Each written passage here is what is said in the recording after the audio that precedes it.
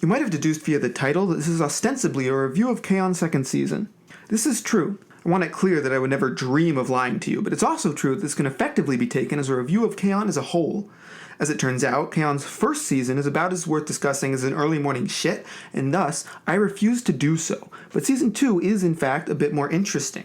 With its second season, K-On! Has earned itself an eternal place in history, as the show with the most abrupt shift in quality in storytelling history. The show plods along for a full 23 episodes of mind-numbing blandness before BAM! Wake up, motherfucker. The game has fucking changed. Apparently at some point during production, director Naoki Yamada emerged from some kind of Zen trance, started working as if possessed by an ancient benevolent god. The show has spent a longer episode count than most entire anime, being exhaustingly mediocre, and then episode 9 comes around, and it's immediately brilliant. There is no question that K-On! Is good. Spoilers for the review, I guess, but that ship has well and truly sailed. However, there is still a question of whether or not I can recommend it. I personally loathe recommendations in the form of it gets good later on, because pacing is fucking important. I find it hard to recommend something that you have to wade through 23 entire episodes of dispassionate meh before anything actually exceptional happens.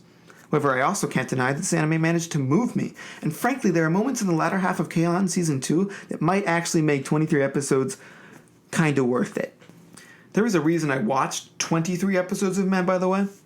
K-On! Is a comedy in name more than substance, but that doesn't change the fact that it is pretty damn funny.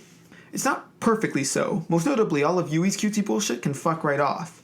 She's technically the main character, but the only joke they seem to tell with her is, Yui's bad at a thing. They tell that joke a lot. There are only so many times Yui can be disastrously inept before I start fantasizing about beating her to death with a tire iron. Whenever the voices in my head start commanding me to kill, I tend to take that as a sign that something's gone wrong. However, the show does have an incredible mastery of timing and impact. The jokes in the show never just pass. It really understands how to pace out a setup and exactly how hard to cut to a punchline. Even though there was a long time when this anime was struggling to engage me, I was still chuckling a couple times per episode. The character dynamics are fun, and the chemistry they managed to create between the 5 main characters and their club advisor is a testament to some damn fine writing. I wouldn't necessarily say this anime is well written as a whole. The moments of downtime between comedic and emotional highs tend to regress the characters into drooling morons, and the show is like 60% downtime. However, when the show decides to tell a joke, 8 to 10 odds, it will land perfectly, and that sure as hell ain't a downside. The atmosphere can be somewhat mixed. It's not that the intended atmosphere isn't cohesive, but more, the anime struggles to create a compelling atmosphere at all. Part of the problem is that the music sucks. Now, I'm not accusing the music the characters play of being awful twee J-pop that makes me want to stab them to death with a ballpoint pen. Music the characters play is awful twee J-pop that makes me want to stab them to death with a ballpoint pen, but that's not the point. The point is that the background ambience sucks. It's there, it's plonking away softly with the enthusiasm of a 60-year-old hooker 5 minutes before an aging senator's hour is up, but it's evocative of nothing. It's basically white noise for all the impact it has, and the art direction, frankly, isn't helping. I hate the character designs. I hate the stupid tiny feet and the pudgy toddler legs. I hate the huge eyes and the dopey expressions. Perhaps most of all, I hate the fact that they're all pigeon-toed and they stand with their knees bent inwards like they're always a couple seconds from violently evacuating their bladders straight onto the classroom floor. They all look so damn infantile, and once you remove the hair, every character looks identical. Combine that with generally muted colors and one hell of a lot of brown, green, and gray, you get an art style with very little personality. Shows like Yuru Camp do the relaxed, cute girls do X things so much better. Yuru Camp does a great job evoking the relaxed charm of comfortable camping. K-On! Does a great job making me powerfully bored by the idea of playing an instrument casually. However, K-On! Does eventually find its footing, and when the audio direction becomes a lot more restrained, the visuals start to play a lot more with perspective and contrasting colors.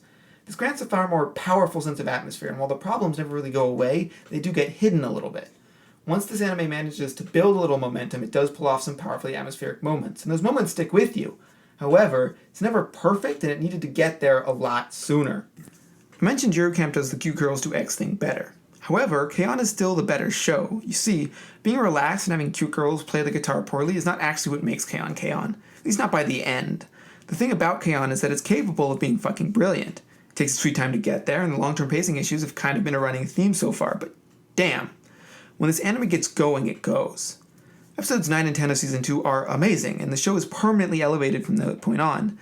Those 2 episodes and many of the episodes afterwards do an amazing job of fashioning character depth and compelling emotional moments through what seem like mundanity. Tiny moments that don't seem like a huge deal contextualize these characters perfectly and really bring out some great little emotional arcs that end up feeling not quite as little as you previously assumed. Things get really interesting when the show starts to focus its gaze through Azusa's perspective. Azusa is a year younger than the rest of Light Music Club, and thus far has acted like there's an entire tree rammed up her ass. And through her, the main cast is recontextualized as loose symbols of lazy childhood joy. Symbols that Azusa is literally watching abandon her as they move into adulthood without her. It's powerful stuff. Episode 13 in particular has a great moment where Yui is leading Azusa by the hand to a festival and has found it breathtakingly beautiful.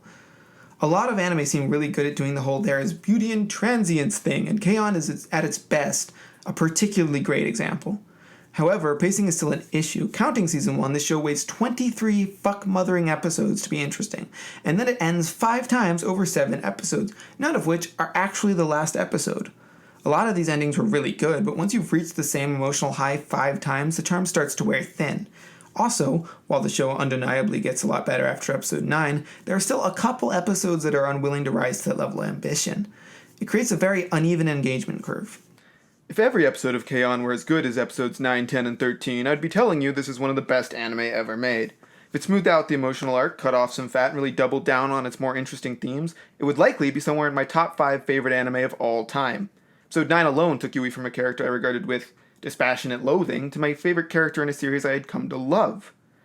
However, every episode is not as good as 9, 10, and 13. It didn't smooth out the emotional arc, it left in a lot of fat, and its more interesting themes are surrounded by irrelevant crap. It's frustrating that this show is held back. While watching it, I was dazzled by its understated brilliance, but looking back, my esteem is tinged with regret. The show could have used a glow up in the art department, might have benefited from a better composer. It would have been nice if the characters hadn't come across as quite so doggedly determined to avoid getting good at making music.